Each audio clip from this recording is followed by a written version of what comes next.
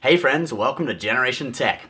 Well, since everyone seemed to like our video last week about ships from that other space franchise, you know, the one with pointy ears, Earl Grey tea. Tea Earl Grey, hot.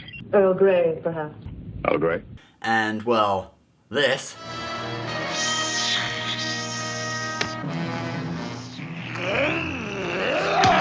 We decided to do part 2. This is the real size of Star Trek ships, non-Federation vessels. First of all, we're going to look at the Klingon Bird of Prey. The Klingons were kind of like the go-to enemy in Star Trek for several decades, kind of like what the Russians are to America, even when there are far more dangerous enemies on the horizon.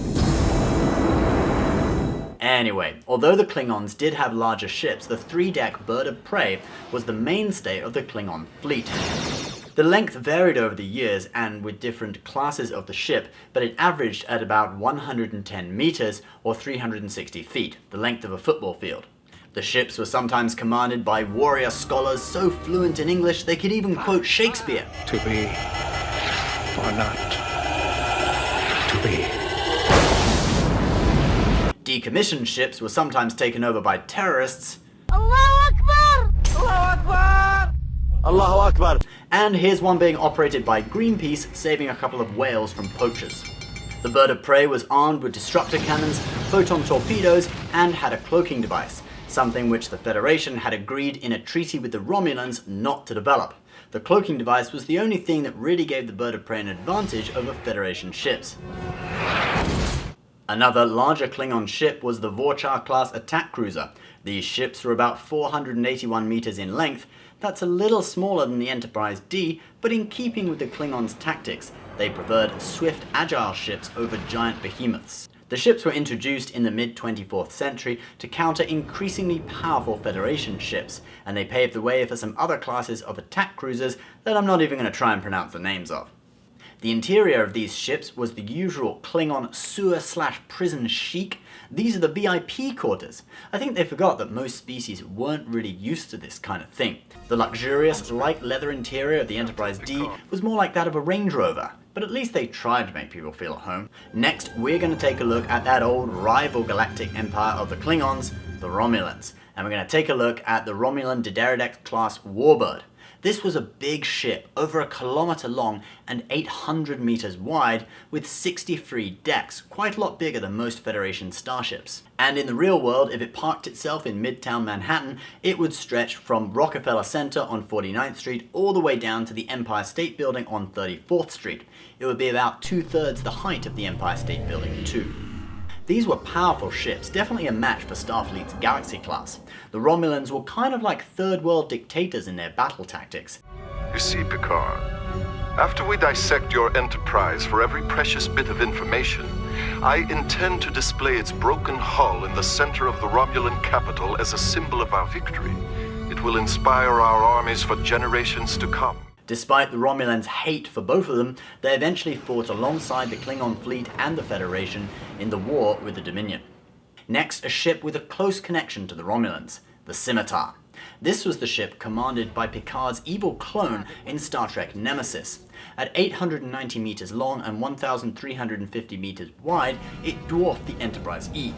The ship was packed with weapons, 52 pulse disruptor cannons, 27 photon torpedo launchers, and a Thalaron generator which produced this green energy beam that could eliminate all life on an entire planet. Wonder where they got that idea from.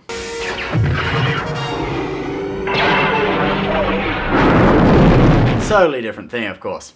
The ship's only weakness was it was commanded by a complete psychopath, and this dude who could really do with a trip to the orthodontist, who was also susceptible to telepathic interference.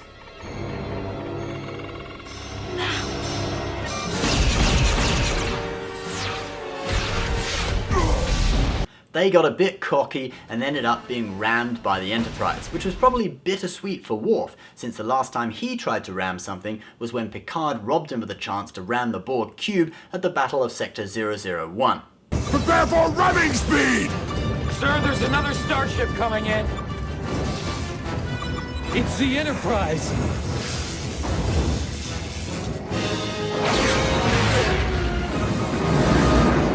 Bridge to Transporter Room 3, beam the Defiant survivors aboard. Picard does all the ramming around here. And speaking of the Borg, that's our next ship, the Borg Cube. This mega starship was 3.03 kilometers across, which gave it an internal volume of 28 cubic kilometers. That's 17.3 cubic miles. This made it the largest ship to regularly appear in the Star Trek TV show or in the movies. If it landed in Manhattan, it would look like this. Of course, the ship probably couldn't land on a planet's surface. Weaponry included tractor beams, cutting beams, and various torpedoes. The ships also featured trans-warp drives, which was basically a hyperdrive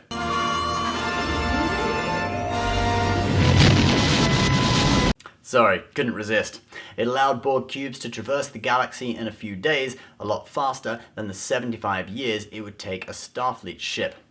The Federation's first encounter with the Borg Cube was in 2353, when 7 of 9's parents were on a research trip to study the Borg in their natural habitat. They were kind of like Steve Irwin.